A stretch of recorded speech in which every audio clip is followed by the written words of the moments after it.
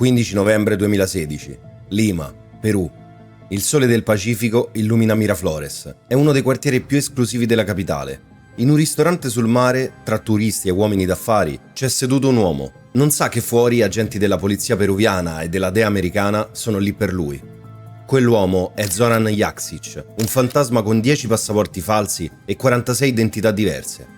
Quando gli agenti fanno irruzione, per lui non c'è scampo. L'arresto di Jaksic, detto il socio, apre uno squarcio su un'intera organizzazione. Gli agenti trovano documenti, note, contatti, tutti portano un unico nome, quello del vero capo, Mileta Miljanic.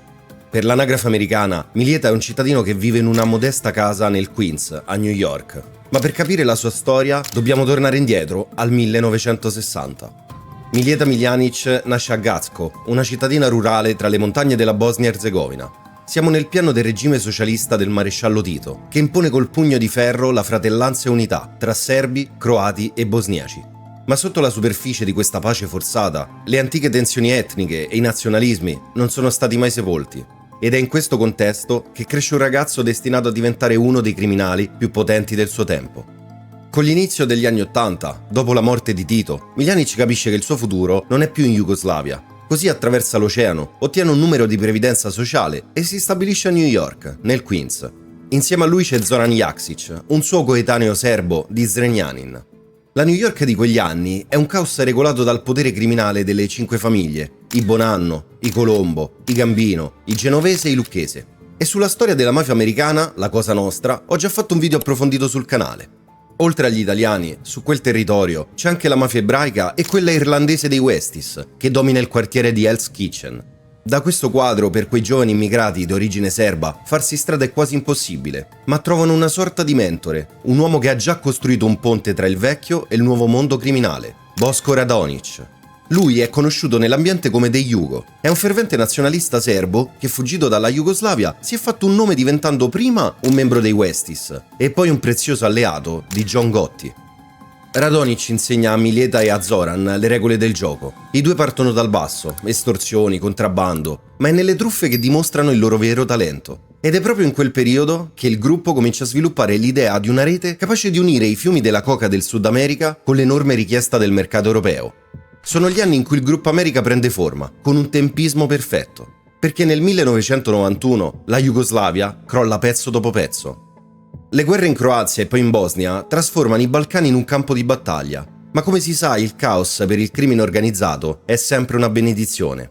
I confini diventano linee immaginarie, le istituzioni statali si sgretolano sotto il peso della corruzione e fiumi di armi, sigarette e carburante illegale alimentano le tasche di miliziani e criminali. In questo inferno, il Gruppo America comincia ad ingrandirsi. Boško Radonić sfrutta i suoi contatti diretti con la polizia segreta serba e con il regime di Slobodan Milošević. Quel gruppo diventa una realtà ibrida, a metà tra la mafia e un'agenzia di intelligence. E secondo le fonti investigative, col gruppo forniscono armi e logistica alle forze serbe e in cambio ottengono una sorta di immunità per i loro traffici.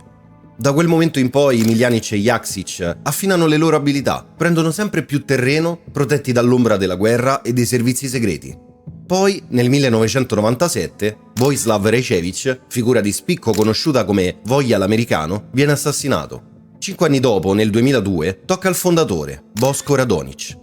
Viene trovato morto in circostanze misteriose. La versione ufficiale parla di suicidio, ma è una spiegazione a cui pochi credono, perché nell'ambiente la voce che circola è ben altra. È un'esecuzione in piena regola.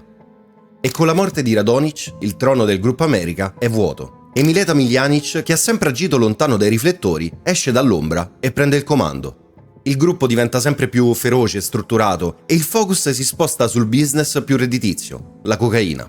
E dalla giungla colombiana ai porti di Anversa e Rotterdam, la loro creatività criminale è senza limiti. La coca liquida viene occulta da spedizioni di deodoranti, in panetti di droga nascosti all'interno di pesanti piastrelle e addirittura usando dei piccoli sottomarini per attraversare l'Atlantico senza essere individuati. La struttura del Gruppo America diventa sempre più gerarchica, più spietata. I membri di basso livello e i corrieri sono ormai delle pedine sacrificabili e quando un carico viene intercettato vengono abbandonati al loro destino per proteggere i vertici. Ma l'estrema arroganza del gruppo li porta anche a commettere un errore cruciale. Nella notte del 6 aprile 2009, gli investigatori italiani pedinano Mladen Miljanic, nipote di Mileta, ripreso a bordo di un Opel Astra insieme a Brahim Sinani. Le loro conversazioni vengono intercettate, rivelando un piano molto audace: trasportare un carico di coca dal Venezuela utilizzando un sottomarino. Da quel momento, l'attenzione della Direzione Distrettuale Antimafia di Milano si concentra interamente su Madeleine. Lo seguono passo dopo passo, lo fotografano, documentano i suoi incontri in un lussuoso hotel del centro di Milano, dove sta trattando l'acquisto di droga. Le prove raccolte sono schiaccianti e conducono dritte al vertice dell'organizzazione. Nel maggio 2010 la trappola scatta. Miljeta Miljanic, il capo invisibile, viene rintracciato e arrestato a Roma. Per lui si aprono le porte del carcere e la condanna è definitiva: 7 anni di reclusione. Miljanic viene rinchiuso nel carcere di Tolmezzo, sulle Alpi Friulane, e dietro le sbarre si comporta da detenuto modello, al punto da ottenere un permesso di lavoro all'esterno, in un programma di recupero che lo vede impegnato nella raccolta della frutta. Poi, nel 2014, accade qualcosa di incredibile. A soli 13 mesi dalla fine della sua pena, gli viene concessa la libertà vigilata, un regime che, per un trafficante del suo calibro, è inspiegabile. E infatti, con nonchalance, Miljeta Miljanic esce dal carcere e sparisce nel nulla. Va detto che per la versione ufficiale sparisce nel nulla, ma nella pratica il capo del gruppo America gira liberamente, prende un aereo e, nonostante un mandato di cattura internazionale dell'Interpol, torna indisturbato nella sua casa di New York. E quindi chi l'ha aiutato nella fuga? E perché negli Stati Uniti nessuno fa niente? Una risposta arriva a 2 anni di distanza da quella fuga e mette in piazza quelle voci che lo dichiarano da tempo un protetto dell'intelligence americana. L'occasione è una visita ufficiale delle istituzioni serbe alla chiesa ortodossa di San Sava, a New York, che era stata appena distrutta da un incendio. E anche in questo caso Miljanic non si nasconde, ma addirittura appare in pubblico, a New York, e viene immortalato in un video che farà il giro del mondo, mentre si trova dietro al ministro degli esteri serbo Ivica Dačić, uno degli uomini più potenti del paese. Quello scandalo è enorme. Dačić, messo alle strette, si difende come può. Non avevo idea di chi fosse. Mi è stato presentato come un benefattore della Chiesa ortodossa, un membro della diaspora che aiuta la madrepatria. Quella giustificazione convince pochi, perché le immagini sono la prova regina dei sospetti che circolano da anni. Il gruppo America gode di protezioni ai massimi livelli dello Stato. E il collegamento finale arriva sempre seguendo il flusso dei soldi. Infatti il denaro della coca in qualche modo deve essere lavato, e la lavatrice preferita dal gruppo America si trova proprio in Serbia, sulla catena montuosa di Zlatibor. Un tempo era una tranquilla località di vacanza, oggi è un cantiere a cielo aperto, un boom edilizio alimentato da capitali sporchi, ed è qui che i soldi di Miljanic mettono radici. Sua moglie, Dragana, possiede un appartamento e una lussuosa casa estiva, oltre a gestire una società che controlla 2 centri massaggio di lusso. Sono attività di facciata perfette per emettere fatture e trasformare i narcodollari in profitti legali.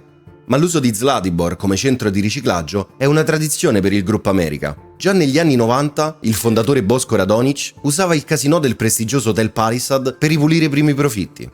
Oggi quel metodo è più sofisticato. L'organizzazione investe in hotel, ristoranti, appartamenti, terreni edificabili, attraverso una complessa rete di prestanome e società offshore. Così il denaro della coca, venduta ad Amsterdam e Milano, torna in Serbia sotto forma di mattoni e cemento.